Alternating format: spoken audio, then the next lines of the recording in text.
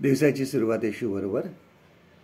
मुले ही जी आहेत ही आपल्याला देवाने दिलेली देणगी आहे. ती देवापासून आहेत. लहानपणापासून आपण आपल्या मुलांची काळजी घेतो.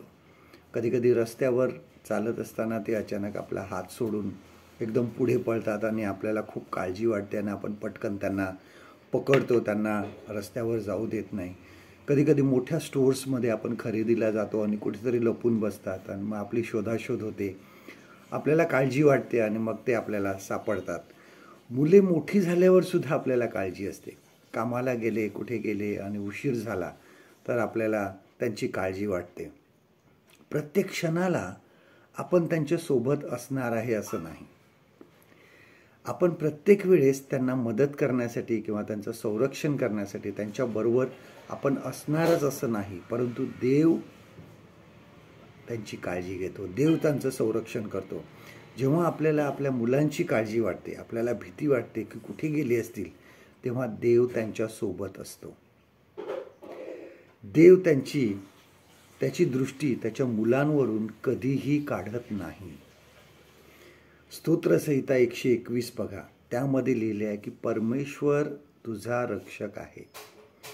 प्रत्येक वेळेस, प्रत्येक क्षणी तो तुमच्याबरोबर असतो. परमेश्वर आमच्या सोबत सतत असतो. साम 121.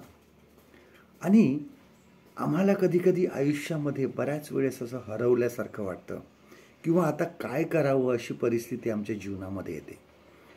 आम्हाला वाटतं की आमच्या प्रियजनांची आता आम्ही काळजी घेऊ शकणार नाही किंवा शकत नाही. पण विश्वास ठेवा की देव काळजी घेतो. तो त्याची दृष्टी आपल्यावरून कधीही काढत नाही. आजचं देवाचं वचन आपल्यासाठी हे आहे, यशाया ह्याचा 49वा अध्याय आणि 15वं वचन. आयझाया चॅप्टर 49 and verse 15. स्त्रीला आपल्या पोटच्या मुलाची करुणा येणार नाही, एवढा तिला आपल्या तान्हा बाळाचा विसर पडेल काय. कदाचित स्त्रियांना विसर पडेल, पण मी तुला विसरणार नाही.